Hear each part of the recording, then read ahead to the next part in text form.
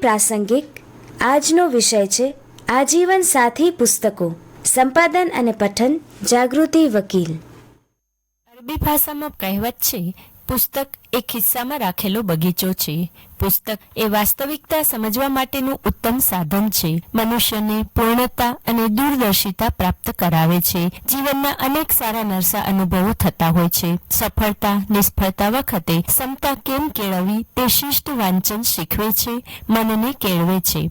એટલે જ કહેવાયું છે કે પુસ્તકો મન માટે સાબુનું કાર્ય કરે છે। જ્ઞાન, આનંદ, સંસ્કાર, સંસ્કૃતિ, ઉન્નતિના મૂળભૂત સાધન તરીકે પુસ્તકોને સ્થાન આપવામાં આવ્યું છે। તે એકદમ યોગ્ય છે। સાચું જ કહેવાયું છે કે ગ્રંથથી છોડાવે તે ગ્રંથ। વાંચન, પ્રકાશન અને કોપીરાઇટને પ્રોત્સાહન આપવા માટે વિશ્વ પુસ્તક દિવસ, જેને વિશ્વ પુસ્તક અને કોપીરાઇટ દિવસ તરીકે પણ ઓળખવામાં આવે છે, તે યુનેસ્કો દ્વારા દર વર્ષે 23 એપ્રિલે ઉજવાય છે। આજે વિશ્વ પુસ્તક દિવસ 2025ની થીમ છે રીડ યોર વે, અર્થાત તમારી રીતે વાંચો, જે આનંદ માટે વાંચન પર ધ્યાન કેન્દ્રિત કરવાની, પુસ્તકોની પસંદગીમાં બાળકોની સ્વાયત્તાને ટેકો આપવાની અને વિવિધ લાભો સાથે વાંચનની આદત સ્થાપિત કરવાની એક શાનદાર તક પૂરી પાડે છે। પ્રથમ વિશ્વ પુસ્તક દિવસ 23 એપ્રિલ 1995ના રોજ યોજવામાં આવ્યો હતો। વિશ્વ પુસ્તક અને કોપીરાઇટ દિવસ નિમિત્તે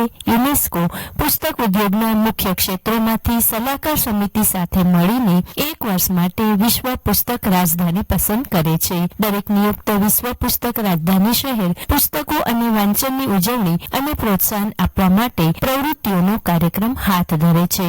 1995માં યુનેસ્કોએ નક્કી કર્યું કે વિશ્વ પુસ્તક અને કોપીરાઇટ દિવસ 23 એપ્રિલના રોજ ઉજવવામાં આવશે, કારણ કે 23 એપ્રિલ વિલિયમ શેક્સપિયર અને ઇન્કા ગાર્સિલાસો ડે લા વેગાના મૃત્યુની વર્ષગાંઠ તેમજ અન્ય ઘણા અગ્રણી લેખકોના જન્મ અથવા મૃત્યુની વર્ષગાંઠ પણ છે। આ તારીખ 1995માં પેરિસમાં યોજાયેલી યુનેસ્કોની જનરલ કોન્ફરન્સ માટે એક સ્વાભાવિક પસંદગી હતી, જેથી આ તારીખે પુસ્તકો અને લેખકોને વિશ્વવ્યાપી શ્રદ્ધાંજલિ આપી શકાય, દરેકને પુસ્તકોનો ઉપયોગ કરવા માટે પ્રોત્સાહિત કરી શકાય। જો વાંચનાર યોગ્ય પ્રકારની જિજ્ઞાસા ધરાવતો હોય અને તેમાંથી જ્ઞાનને ગ્રહણ કરવાની તથા તે મુજબ આચરણ કરવાની વૃત્તિ ધરાવતો હોય તો પુસ્તકો તેના જીવનના મહાન કાર્ય માટે પ્રેરી શકે છે। દુનિયાભરના તમામ મહાનુભાવોના જીવનની એક સામાન્ય વાત એ છે કે તેમના મહાન જીવન ઘડતરમાં ઉત્તમ પુસ્તકોનો ફાળો જ રહેલો છે। એ જ રીતે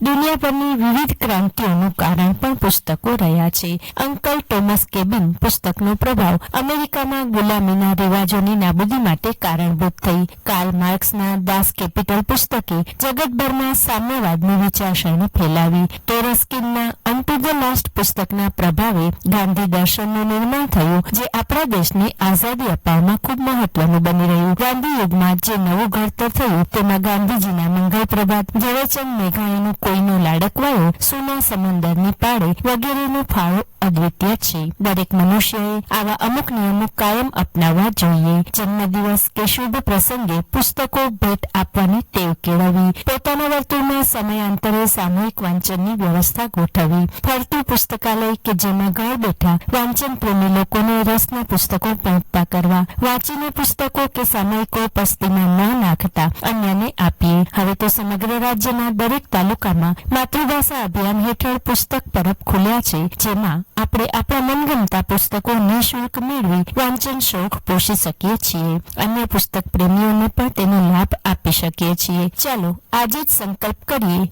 ઓછામાં ઓછું એક પુસ્તક વાંચીએ અને અન્ય એકને વંચાવી આ પરંપરા સદા ચાલુ રાખી વૈચારિક સમૃદ્ધ નાગરિકો દ્વારા દેશને આગળ વધારવામાં પોતાનો અમૂલ્ય ફાળો આપીએ। હમણાં જ આપ સાંભળી રહ્યા હતા પ્રાસંગિક। આજનો વિષય હતો આજીવન સાથી પુસ્તકો, સંપાદન અને પઠન જાગૃતિ વકીલ। થોડી જ વારમાં પ્રાદેશિક સમાચાર અપાશે।